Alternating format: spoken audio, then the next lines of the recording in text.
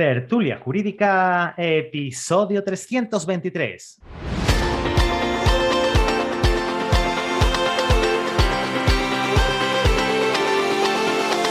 Hola, buenos días y bienvenidos a Tertulia Jurídica, el podcast donde los profesionales del derecho se quitan la toga y comparten su visión sobre temas de actualidad.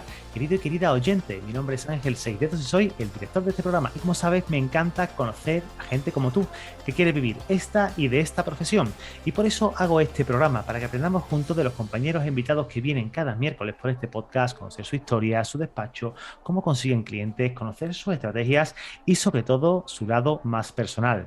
Antes de presentarte en esta ocasión a nuestro invitado, quiero recordarte que entres en www.tertuliajurídica.com y te apuntes a la newsletter, porque, bueno, ya sabes que de vez en cuando me dejo caer con algún correo inspirador, algún correo sobre marketing, ventas, gestión de despacho, ya sabes, un poquito por ahí. Ya el otro día me dijeron que la newsletter de Tertulia Jurídica era la newsletter de los abogados que consiguen clientes, pero bueno, lo dejo, eso fue en Málaga, en la charla que tuvimos la semana pasada. Así que como te decía, entra, apúntate, que es gratis, no tienes que pagar nada y si no te gusta lo que ves, te borras y punto, así de fácil. Bueno, ahora sí que sí. Hoy miércoles se ha pasado por la cafetería de Tertulia Jurídica un amigo, un compañero, Juan Mora a ver si soy capaz de decirlo, Juan Mora Sanguinetti. Así era, ¿no? Efectivamente. Muchas gracias, Ángel. ¿Qué tal? ¿Cómo estás? Muy bien, un placer estar aquí contigo. Mira, recordar a la audiencia que este podcast está siendo publicado gracias a la colaboración de la Mutualidad General de la Abogacía.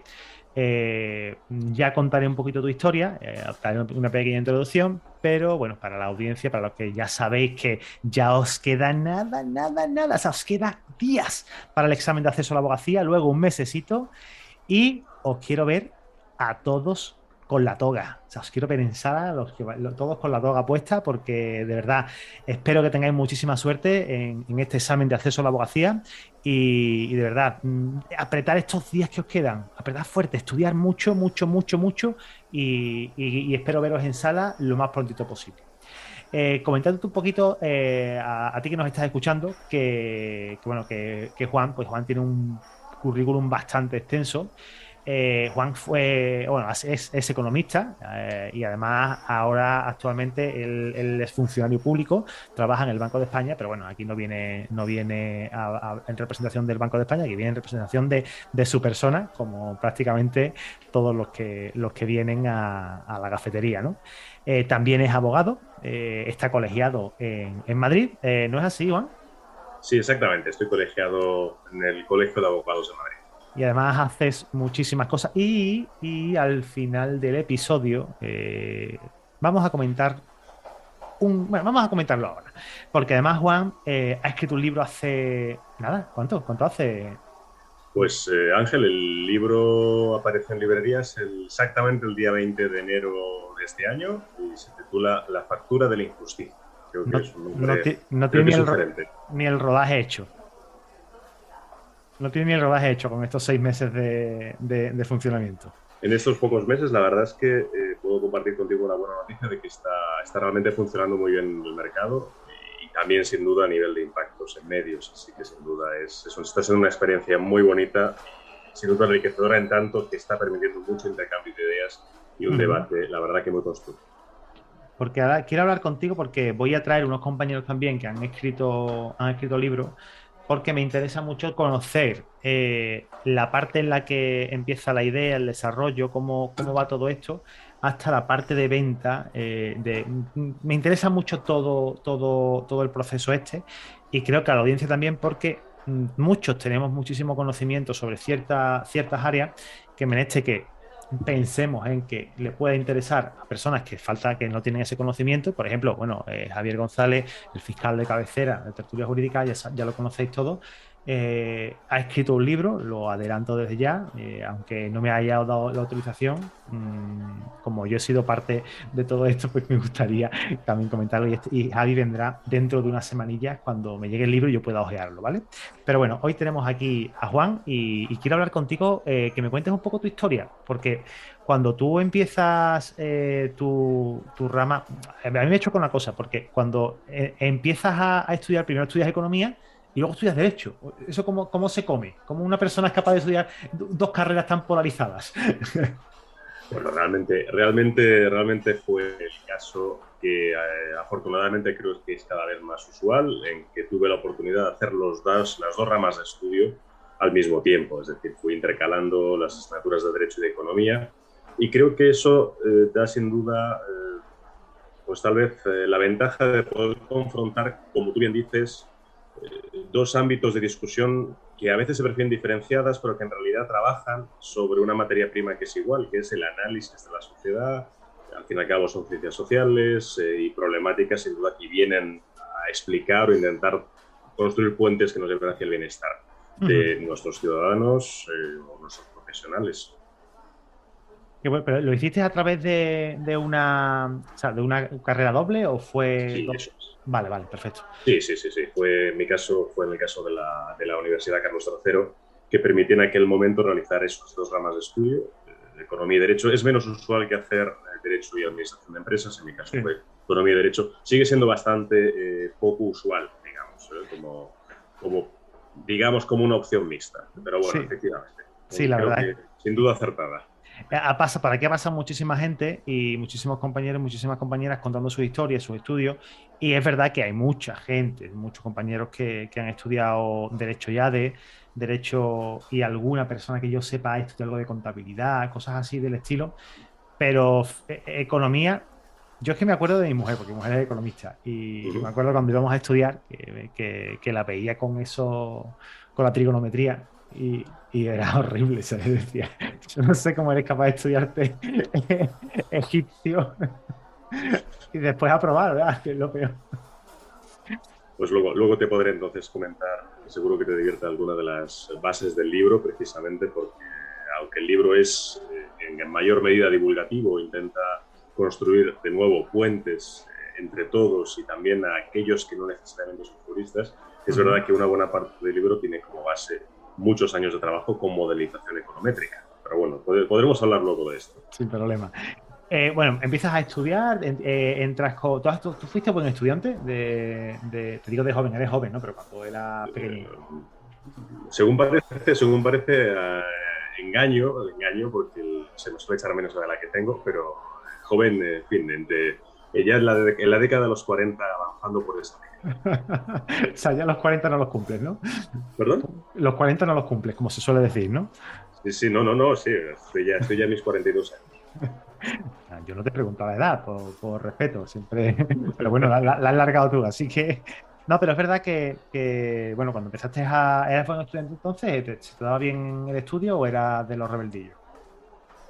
Pues vamos a ver, Ángel, ya depende de cómo quieres que te conteste de este título. Es decir, por ejemplo, en Derecho tuve el premio extraordinario, ¿no? Si quieres que te conteste en una sola frase, por ejemplo.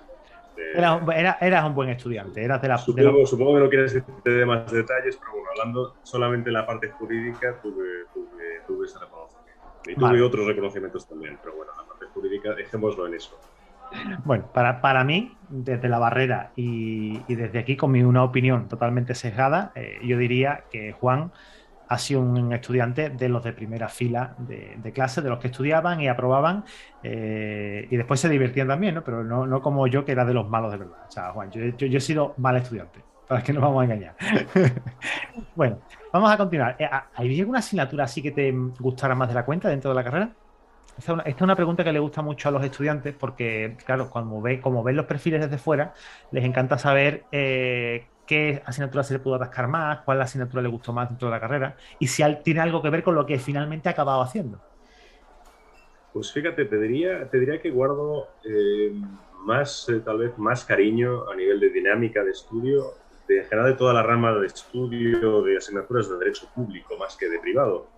La cuestión es que la vida luego te lleva por derroteros muy diversos y no necesariamente aquello que te gustaba más simplemente por la dinámica o tal vez porque tuviste profesores que en ese momento te motivaran más. No necesariamente esas áreas de estudio son luego las que más aplicabilidad por casualidad ha tenido en tu carrera o aquellas que te han apasionado más a nivel de análisis. En mi caso, por ejemplo, a nivel de análisis, debido precisamente, o poniendo el ejemplo concretamente del libro de la factura de la injusticia, las ramas de análisis y de estudio que más han dado lugar a mi trabajo posterior han sido sin duda todas las ramas relacionadas con el derecho procesal, precisamente. Claro. Así que diría que, si bien en la carrera he sentido una cierta atracción por el derecho público y al fin y al cabo he terminado trabajando en la administración pública, como es el caso, como comentabas, trabajo en el Banco de España, aunque aquí estoy a título personal. A nivel práctico, yo trabajo diariamente como economista, pero a nivel jurídico trabajo con derecho procesal. Súper interesante. Y además, perfiles, o sea, tan opuestos y como tú decías, ¿no? Y para intentar entender el puente, ¿no? Me parece muy, muy, muy, muy interesante. Eh, Me imagino que terminas tus estudios y llega el momento de decidir quieres hacer con tu vida, ¿no?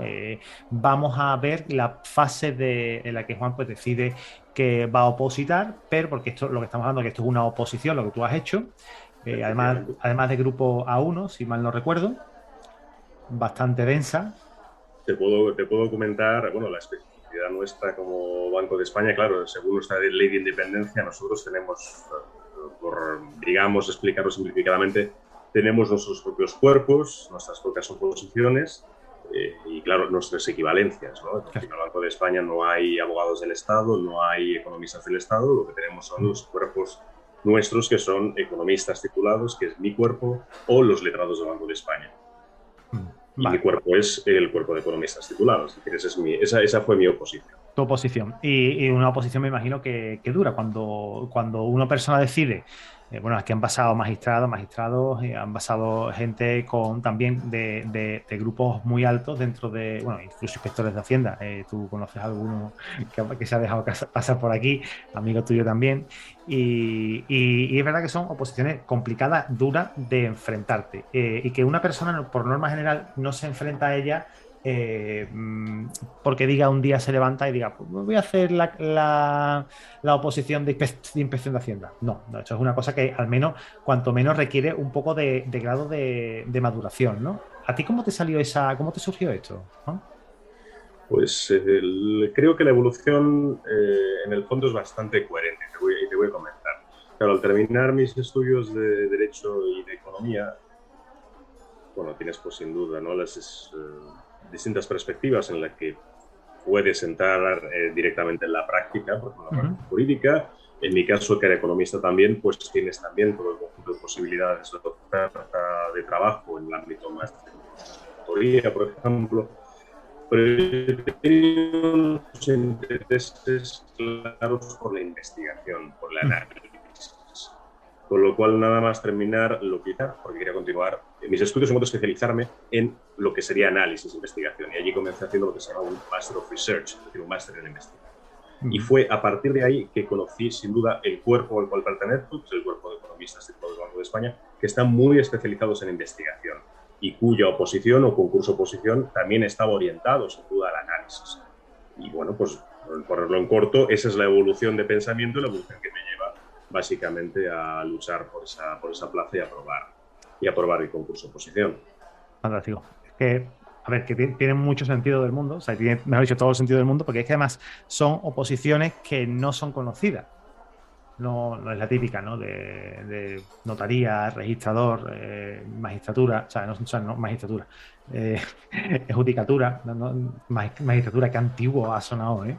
Ha sonado, ha sonado. Ha sonado magistratura del trabajo del año 89, creo que fue la última. Madre mía, qué rancio. Por aquí se puede más Bueno, o menos, la audiencia puede saber la edad que tengo a través de ese comentario.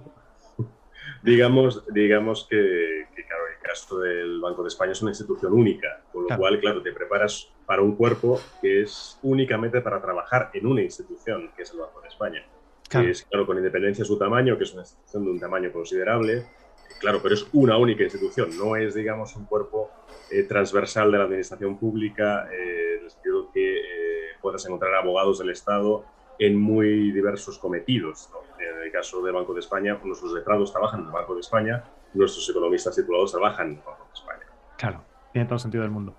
Y bueno, cuando llevas años trabajando y te da por estudiar, por hacer el libro, o es algo que tú llevabas meditando hace tiempo, ¿cómo va eso? Pues mira, es una pregunta creo que muy relevante en cuanto a la génesis de la obra, del libro, La factura de la injusticia. Verás, yo ahora mismo, en este momento, contamos redondeando unos 16 años de servicio. para el Banco de España. No todo el tiempo he estado en el Banco de España, también he estado trabajando en París, en la OCDE, pero de forma coherente también con los años del Banco de España, suman unos 16 años.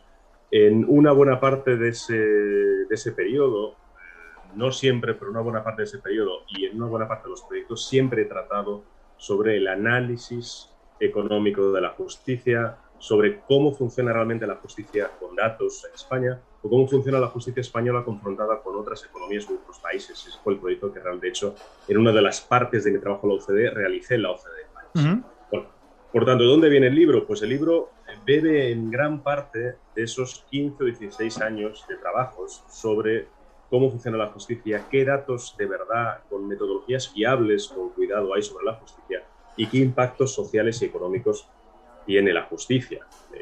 Claro, y realmente el libro es un libro profesional. Vamos a ver, el libro, por supuesto, es un libro que he hecho en mi tiempo libre, pero la génesis viene precisamente de una acumulación, sin duda, de experiencias, de conocimiento, de interés, de pasión por la justicia, que en un momento determinado, cuando hubo tiempo, que fue, al menos para hacer algo bueno a la pandemia, que fue en la pandemia, que fue un momento en que, afortunadamente, en mi caso no sufrí desgracias personales y más bien lo que me provocó fue pues, un exceso de tiempo, como estuvimos todos encerrados en casa durante meses, fue el momento en que dije, este es el momento en que puedo acercarme a esta dinámica, a este libro, a esta problemática de una forma un poquito más calmada y con tiempo de darles espacio y esa calma mental de poder escribir. Claro. Una cosa, Juan, que te quiero comentar con respecto a esto que me dices, porque claro, pasamos a los datos o sea, pasamos a que lo escribes en gran parte durante la pandemia, pero ¿hay alguna empresa, Tecnos, por ejemplo, que es la que lleva la edición tuya, te contacta para esto o tú directamente contactas con ellos? ¿Cómo va esa parte? Porque por un lado me interesa mucho saber cuál es la fase de tengo la idea, lo estructuro, lo escribo, publico o no sea publico, intento que me lo compren. O quiero saber esa parte, o sea, me parece muy interesante y aparte luego vamos a hablar un poquito más del libro en sí. Sí, bueno, pues es una parte sin duda de lo más interesante. De hecho, bueno, en fin, todos somos conscientes que por las redes sociales circulan informaciones diversas sobre cómo escribir, información sobre editores, información sobre editoriales. Todos hemos oído información parcial sobre el funcionamiento de este mercado. Bueno, en mi caso concreto, que es la experiencia que puedo comentar yo, el libro lo escribí sin tener un contrato delante. Es decir, llevaba, como te digo, 16 años, entre otros proyectos, trabajando sobre la justicia que me apasiona, creo que con material que sin duda era de interés, y surgió la materia prima que me faltaba, que era el tiempo, en parte debido a la pandemia. Claro. Con lo cual, abordas un proyecto y produces un borrador, claro, que te lleva mucho tiempo producir. Hablamos de un periodo posiblemente de 2 años de escritura. Claro, en ese momento dices, ¿por qué te lanzas a ello sin contrato? Bueno, podría, sí, es decir, si uno es un escritor, en fin, hablamos de Stephen King, claro. hablamos de J.K. Rowling, hablamos de esa gente autor, evidentemente, con una base tremendamente fuerte dentro de la industria de la edición. Evidentemente, posiblemente son personas que tienen contratos firmados de antemano, no era mi caso. No, aparte ya esos tienen ya el libro contratado y vendido antes incluso de tener la idea, así que imagínate. Pues posiblemente. En mi caso no era esta circunstancia. Yo tuve un borrador completo, escribí un borrador completo, y una vez que tuve el borrador completo empecé a llamar a las puertas y es básicamente, por supuesto, enviar tu propuesta editorial a distintas editoriales. Y es un proyecto y un proceso sin duda difícil, porque vamos a ver, estamos hablando de un negocio. Y en este negocio nadie se arriesga a imprimir y producir un libro que requiere unos costes de edición, de corrección y muchos otros que son realmente un dolor de cabeza, para bien, porque hay que llevar cuidado con lo que se hace y con la multitud de preguntas que pueden surgir en el proceso. Pues quien se enfrenta a esto no quiere, básicamente, por supuesto, invertir el dinero en algo que pueda tener un riesgo elevado. Tienes que llamar a puertas y tienes que encontrar finalmente por supuesto, un grupo editorial que pueda estar interesado en tu proyecto, que fue mi caso. Claro. Con lo cual era, en cierto sentido, bajo seguro porque yo no iba en vacío, yo tenía un proyecto ya hecho. Con lo cual se firmó un contrato y a partir de ahí empieza una parte, como decía, que no es fácil tampoco, que son meses, sin duda, de afinar el proyecto, de contestar muchas preguntas, sin duda corregir las maquetas, en fin. Qué bueno. todavía muchos meses de problemática.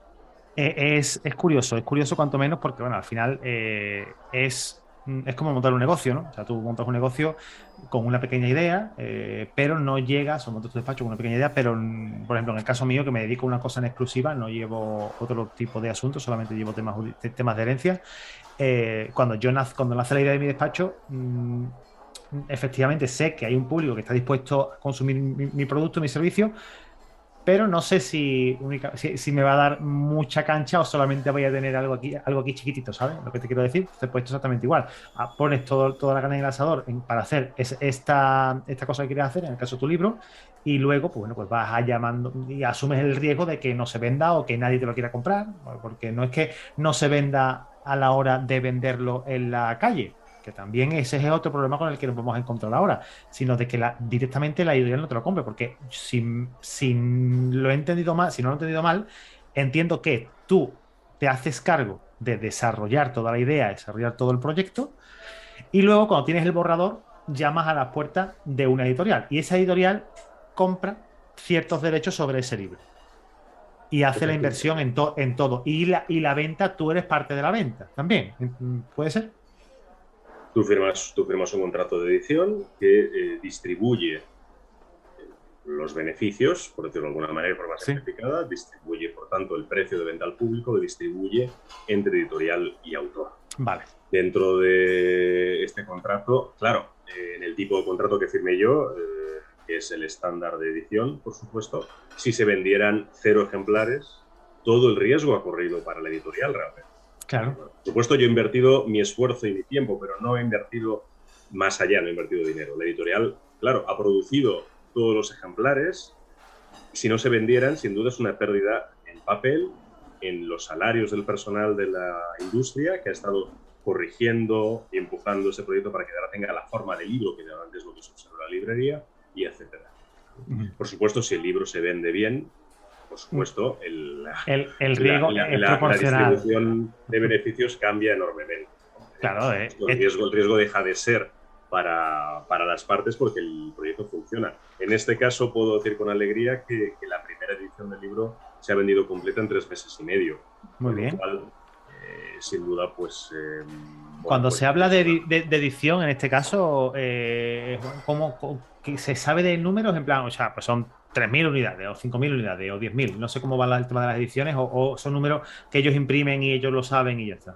No, lo que se pacta expresamente no es un número, sino que se pacta un cierto modo de procedimiento en cuanto a ediciones, reimpresiones o posteriores ediciones. Vale. En mi caso, por ejemplo, que hemos vendido la primera edición, cuyo número de ejemplares decide en el momento de salida la editorial. Vale. Una vez vendida, en mi caso concretamente, la editorial ha decidido que se realice una reimpresión, dado que ha pasado muy poco tiempo desde la salida, que tuvo lugar el 20 de enero. Es decir, el 20 de enero salió a librerías. Cabe entender, por tanto, que ese libro sigue vendiéndose bien. Allá podríamos pensarlo, todo esto es pura especulación, pero podemos pensar que hubiera una edición posterior. En ese caso sí se permitiría introducir cambios en el manuscrito. Ahora mismo la reimpresión es exactamente igual que la primera edición. Vale, comprendido. Y el número de ejemplares de los cuales están compuestos cada una de esas salidas, eso es una decisión de la editorial. Vale. Pensaba que, claro, al ser primera edición, lo mismo estaba estipulado que fueran 10.000 unidades, 5.000, lo que sea, ¿no? Por mera curiosidad, porque creo que hay muchos compañeros y muchas compañeras que les puede interesar esto, y de hecho sé que hay editoriales que compran estos proyectos de ideas. De hecho, a mí ya me han contactado en alguna ocasión para hacer algo de comunicación y de marketing orientado al tema jurídico. Pero bueno, por motivos de tiempo, acabo de tener 2 niños, o sea, dos bebés, y Juan, como comprenderá, no tengo tiempo para dedicarle a otro proyecto nuevo. Llegará el momento. Desde luego. Bueno, quiero que si podemos desmembrar un poquito o que me cuentes un poquito, porque no he tenido oportunidad de ver el libro, por dentro, cómo está compuesto. Aparte de que huele a libro, porque huele a libro, tiene que oler así, pues si no, no es un libro. Yo lo abro y ¿qué me voy a encontrar? Datos curiosos, interesantes que me puedas contar, alguno así pero que no fastidie a los que se lo vayan a comprar al final del día. Bueno, diría por conectar esta discusión con lo que veníamos hablando, el libro se construye y bebe, como digo, de 15 o 16 años de estudios previos sobre el funcionamiento de la justicia en España y en otros países. En ese sentido, la información es de fiar en tanto que mucha o gran parte de la información, sino toda, ha pasado por lo que en términos académicos se considera evaluación anónima. Es decir, son proyectos parciales, cada uno de ellos, que han luchado por ser publicados muchas veces en artículos y revistas académicas, con lo cual, sin duda, ha sido un proceso sufriente de 16 años, pero que permite, por tanto, como digo, construir un proyecto solo. Dicho eso, ¿qué incluye el libro? ¿Qué tiene el libro? Creo que podríamos diferenciarlo en dos grandes bloques. Por un lado, el libro analiza la justicia española y la de otros países europeos con datos y metodologías fiables, es decir, cómo funciona realmente la justicia con datos, lejos del debate apasionado a la que muchas veces nos enfrentamos, que es pues charlas muchas veces de bar, en la que se habla directamente mal de la justicia, o se habla básicamente con generalidades sobre que la situación es mala. Bueno, pues si miramos el análisis de la justicia con datos, se descubren algunas sorpresas. Y dices, no rompas el contenido del libro, ¿no? Sin duda, pero sí algún detalle, ¿no? Que pueda abrir boca. Cuando se mira los datos españoles y europeos, por ejemplo, ¿no? Con cierto cuidado, con ciertas metodologías realmente comparables, pues se observa y se llega a la conclusión de que la justicia española está alineada con la de otros países de nuestro tamaño o que sean países que podemos considerar comparables. No es cierto que la justicia española, vista con datos, analizada con cuidado, con metodologías, como digo, fiables, esté en una mala situación en comparación con otros países. No digo que sea una buena justicia, digo que está en línea con la de otros países. Por lo tanto, no es verdad que sea una mala justicia. Creo que es la respuesta más correcta. Pero el libro pone sobre la mesa también el análisis de datos interiores y también pone sobre la mesa problemas que sí tiene la justicia española, por ejemplo, que es una justicia que no funciona igual en todos los lugares de España. Eso creo que es muy importante, a pesar de ser un poder central del Estado. Hablamos, por ejemplo, del caso de Andalucía, por ejemplo, tú eres sevillano, yo soy granadino. Por ejemplo, observados desde el punto de vista de Andalucía, la justicia en Andalucía está más congestionada que en otras partes de España. Por ejemplo, en general, en las regiones más pobladas, hablando grosso modo, es una justicia más congestionada. También el libro habla de del estancamiento de la justicia. En general, una vez hablado de los datos de la justicia, sobre cómo está la justicia realmente con una metodología fiable, y como digo, sobre todo aquí, camino gracias a la metodología de la OCDE que publicó en su día la OCDE en París, que es un proyecto en el cual yo participé también, porque trabajaba parcialmente con ellos, con la OCDE. El libro posteriormente trabaja también y analiza la situación de la abogacía, analiza la situación de los jueces y creo que una gran parte del valor del libro es que analiza qué impactos económicos y sociales tiene que la justicia funcione como funciona. Por ejemplo, te doy un dato o un ejemplo. Un solo punto de congestión judicial cuesta, por ejemplo, a Madrid 3.400 viviendas. En otras palabras, la inseguridad jurídica que no tenemos en España por tener un sistema judicial relativamente, podríamos decir, congestionado, cuesta muchas viviendas en alquiler. En otras palabras, si en tu caso, por ejemplo, decidieras irte a Madrid por algún motivo te saliera una oferta de trabajo interesante, que la justicia no funcione lo rápido que tendría que funcionar, te va a hacer a ti, que no estás en un litigio, te va a hacer más difícil la vida ahora encontrarlo. Eso es solo un ejemplo, pero hablo de impactos en empresas, impactos en emprendimiento, impactos en inversión a nivel de empresa, en acceso al crédito, por supuesto lo que hemos dicho también, a nivel de alquileres, y así sucesivamente. Súper interesante. Pero me imagino que será más, a lo mejor, claro, te digo porque claro, es complicado quizás verlo desde fuera, ¿no? No solamente son datos, me imagino que habrá cierto hilo conductor de toda la parte. Y también analizamos algo de COVID, de cómo ha podido afectar estos 2 años de pandemia que hemos vivido a la justicia. Me parece esa parte muy interesante. ¿La habéis tratado? Sí, bueno, de hecho te doy dos respuestas. La primera es que, aunque haya sonado duro, porque parece que solo he hablado de datos y de cuantificar, que por cierto lo que tiene detrás eso son modelización econométrica muy cuidadosa, que ha sido difícil desarrollar y publicar. Por ejemplo, llegar al dato de 3.400 viviendas no es porque sí. Es decir, detrás del dato de que un punto de consumo social vale o equivale a perder 3.400 viviendas en alquiler en Madrid o 3.100 en Barcelona, eso tiene detrás, como te puedes imaginar, un proyecto que es muchos meses, si no años de trabajo. Cada dato del libro son años o meses de trabajo con modelización, con un modelo estadístico detrás que tiene en cuenta multiplicidad de factores.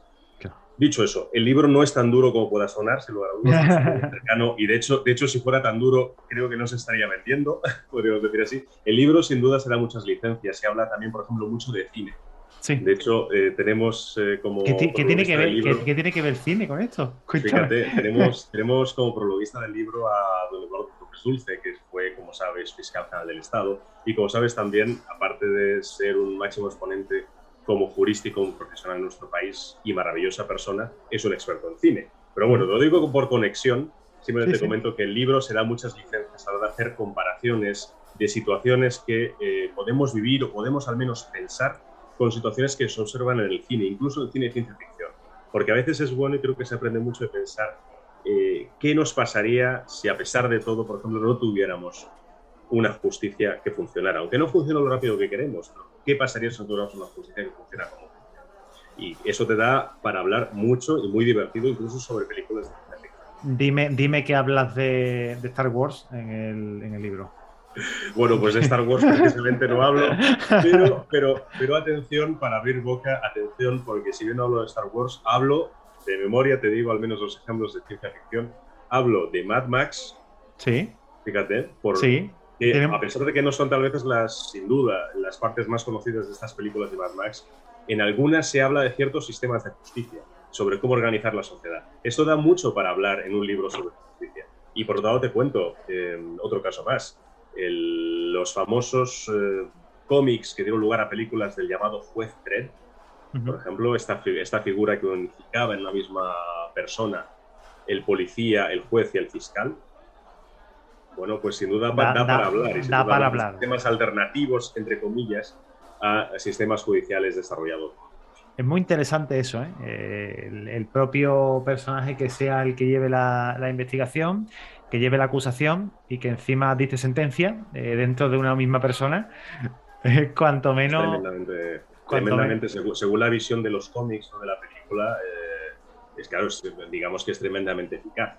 Claro. Pero claro, al mismo tiempo puedes imaginarte la inseguridad y la injusticia incluso en la muchas aplicación ocasiones. De la justicia, la posibilidad sin duda de tener una justicia enloquecida, y ya en un término puramente de gestión pública puedes imaginarte el coste de preparación de cada uno de esos funcionarios, porque no solo juzgan, es que también disparan.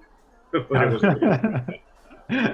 No, es muy interesante. Y Mad Max era la serie esta o sea, la película esta del desierto, de la gasolina y tal. ¿Esa? Sí. Vale, esa también. Además, con micro, digamos, con mini pueblos. También es interesante el poder aplicar, porque claro, al final, digamos que es como una especie de España, ¿no? Pequeñas comunidades autónomas, con sus cosas cada uno que lleva por su cuenta, con sus propias regulaciones internas, algunas de ellas, y con su sistema judicial propio. Que bueno, que no es otro que una autocracia, porque al final, en estos casos, bueno, yo no recuerdo esa película bien, pero no sé si es que era una autocracia o era una dictadura del cine. Bueno, hay que analizarlo. En realidad, tal vez para las generaciones más recientes, hay una película de Mad Max conocida que recibió un buen número de Oscars, ¿no? De premios Oscar, que ha sido pues, la producción más reciente, ¿no? Pero este tipo de películas existían ya, y hay una serie de películas anteriores a la actual, que es la que ha recibido los Oscars, que trataban distintas historias. En una de ellas, que es específicamente una para la que he recuperado la imagen del libro, de hecho, te señalo algo, sí. Creo que estamos en una generación, o generaciones, en una situación en que somos cada vez más visuales, y por tanto el libro es muy visual. El libro tiene no solo muchos gráficos y tablas para ilustrar los datos que te comento a nivel internacional y español, sino que también tiene imágenes, algunas no orientadas al cine, pero algunas sí orientadas al cine. Y recupero, de hecho, una imagen de una situación que tiene que ver con Mad Max, que es una antigua película que se llama La Cúpula del Trueno, y que trataba una sociedad en la cual las partes tenían que solucionar sus controversias, sus conflictos, únicamente dentro de un lugar cerrado que era la Cúpula del Trueno. con la condición de que cualquier enfrentamiento tenía que solucionarse allí dentro, y la condición era que solo una de las personas que entraba podía salir viva. Es decir, perdón, entraban dos partes, sin duda, dos partes entraban en la cúpula, y solo una de esas partes salía viva. Pero si te fijas, era básicamente un sistema de justicia realmente efectivo, porque evidentemente la cúpula solucionaba los problemas. Si No, no, salía la claro, persona que salía viva, dejaba de efectivo, tener un conflicto. efectivo era, o sea, entraba con conflicto y salía sin él, ¿no? Lo que pasa es, claro, Exacto, exacto. que Y la sociedad de Mad Max, digamos, sociedad, como resultado de ese proceso, dejaba de tener un conflicto, digamos, llegaba a la paz social. Pero claro, bueno, como te puedes imaginar, si empiezas a tomar ejemplos uno tras de otro, hay un capítulo casi entero dedicado a este tipo de conexiones y reflexiones. De forma seria, es decir, haciendo comparaciones sensatas con observaciones que se pueden haber observado en el siglo XX, ya no solo en Europa, sino también en otros países, sobre, bueno, pues, estructuras que dan, pues, al debate y a la reflexión. muy, muy curioso. Como de hecho, aquí estoy en Amazon ahora mismo. Estoy aquí leyendo. De hecho, aparte, de por sí, la portada está muy bien trabajada. Desde el punto de Muchas gracias. vista de la comunicación, te digo que está muy bien trabajada. Es llamativa, gusta a la vista. Y lo que gusta a la vista, los TPV lo agradecen, ¿no? Eso es algo que está más que comprobado. ¿Podemos hablar algo más, Juan, acerca de este libro o podemos hacer algún tipo de llamamiento a la audiencia? Yo creo que como resumen del libro y de las grandes cuestiones, sin duda, hemos hablado, me gustaría sin duda también recalcar algo, y es que cuando se habla de justicia hay que hablar también de aquello que está alrededor de la justicia. Por tanto, además de hablar de la justicia, de los actores por la parte del sector público, los actores por la parte del sector privado, que son los ciudadanos, los abogados y las empresas, hay que hablar también de las alternativas, ya no de ciencia ficción, sino alternativas factibles actualmente al sistema judicial. Y es que hay que hablar sin duda también, por ejemplo, de los ADRs, de los mecanismos Sí. alternativos. De esto también habla el libro. Y el libro también finalmente habla de soluciones posibles a los problemas. Y hago además una última idea de colofón que sin duda tiene que ver, pero que sale algo del debate usual, y es que, sin duda, España, como pongo también de manifiesto con datos en el libro, y con mucho cuidado, sin duda, España es en general en la historia un país litigioso. Hay algo, sin duda, que es un componente esencial de este debate de muy largo plazo, y es la justicia puede necesitar soluciones de corto plazo, pero hay una gran solución de largo plazo, como se llama el libro, que tiene que ver, sin duda, también con reducir, como digo, en la historia, la conflictividad, y eso posiblemente pasa por otro tipo de mecanismos que son la educación y los valores. Sí. Aquí hemos tenido oportunidad de discutir sobre judicialización o negociación y nos hemos traído a personas bastante relevantes en este sector y en estos diferentes sectores y hemos llegado a la conclusión de que sí, pero ciertas cosas y en otras ocasiones es que o sea, el propio justiciable necesita de esa sentencia, ¿no? Porque claro, aparte de esto tienes que unir que de por sí es lenta la justicia, tarda mucho en recibir digamos, esa razón que tiene esta persona. Cuando eso ocurre, cuando hay que judicializar el asunto o se inicia este proceso, la relación ya está fastidiada. Entonces, quizá desde la barra del bar, ¿no? Desde aquí que estamos ahora hablando, te puedo decir que sí, pero también te puedo decir que no. Te cuento un dato curioso. El libro pone de manifiesto, casi diría uno de los datos más famosos del libro, que beben de lo que aprendimos cuando desarrollamos el proceso, perdón, más que el proceso, el proyecto de justicia civil de la OCDE en París. Bueno, pues en ese proyecto salió a reducir una información estadística muy relevante que es relativamente conocida y que sin duda, por tanto, introducido y reflejado en el libro. Y es que en la época de la gran recesión, es decir, el periodo 2008-2013, concretamente si lo centramos en el año 2011, sí, España en aquel momento llegó a ser, según la metodología que utilicemos, el tercer o cuarto país más litigioso de la OCDE. Joder. Bueno, esto es interesante, esto hay que hablarlo, sin duda. ¿Por qué? Porque forma parte del análisis y consiste, por supuesto, en una información que nos ayuda a centrar la discusión, a centrar el análisis y hablar pues de las posibles soluciones y de la actuación posiblemente de las distintas medidas posibles. Pues vamos a invitar a la audiencia a que entre en su librería más cercana, que esto me imagino Tecnos lo tendrá en todos lados, está en Amazon, lo estoy viendo aquí, y me imagino que también estará en la Casa del Libro, el Corte Inglés, todas las más conocidas. También está en formato Kindle, así que si tenéis una Kindle, pues ya sabéis que también... Pero no huele, o sea, no huele a libro. Los libros tienen que oler a libro, o sea, Juan. Cada uno tiene sus preferencias, yo en eso soy bastante antiguo y sigo Cuidado leyendo. que tengo Kindle, ¿eh? O sea, cuidado que aquí tengo Sí, una no, no, Kindle, no. ¿eh? Y es estupendo poder llevar miles de libros sin peso, digamos. Pero como el Pero olor de un yo libro... en mi caso sigo siendo muy tradicional y es verdad que siempre que puedo y tengo sobre todo mucho tiempo libre, digamos, cuando llegan las vacaciones y puedo estar, por ejemplo, más tiempo en Granada, lo que hago es leer en papel. Me gusta leer el papel y tengo además un cierto punto de bibliofilia. Que me gusta no solo el contenido, sino también me gusta la labor editorial y me gusta el producto. Interesante. A mí me gusta subrayar, tío. De verdad. Yo subrayo los libros. Yo tengo los típicos bolis hechos, lápices de dos puntas, el azul y el rojo, y tengo un código de color que utilizo siempre cuando estoy leyendo, ¿no? Y a lo mejor me dice un amigo, Ángel, déjame el libro, mira, por aquí tengo algunos de ventas interesantes es que me gusta mucho el tema de ventas y negocios y eso. Y cuando me dice, déjame un libro, no, mira, yo te lo regalo, te lo compro y tú ya me cuentas. Pero sí es verdad que los marco y prefiero el papel. Pero es verdad que hay muchas ocasiones en las que, bueno, pues metes 5 o 6 en el Kindle y ahí lo llevas, ¿no? Bueno, Juan, ha sido un placerazo estar contigo aquí tomándome este cafelillo y nada, cualquier cosa que tú quieras, cuando tú quieras, estás aquí en tu casa para, bueno, lo he dicho, cuando quieras. Igualmente, muchas gracias Ángel por la invitación. Ha sido un placer poder hablar del libro contigo. Bueno, y a ti que nos estás escuchando, quiero darte las gracias por escuchar este episodio y que nos dejes una bonita reseña en tu reproductor de podcast preferido. Si es iTunes, mejor que mejor. Y si nos escuchas a través de iVoox o a través de Spotify, déjanos un like, déjanos un comentario también si se puede, que nos encanta y los respondemos absolutamente todos. Nos escuchamos el miércoles aquí en tu podcast en Tertulia Jurídica. ¡Chao!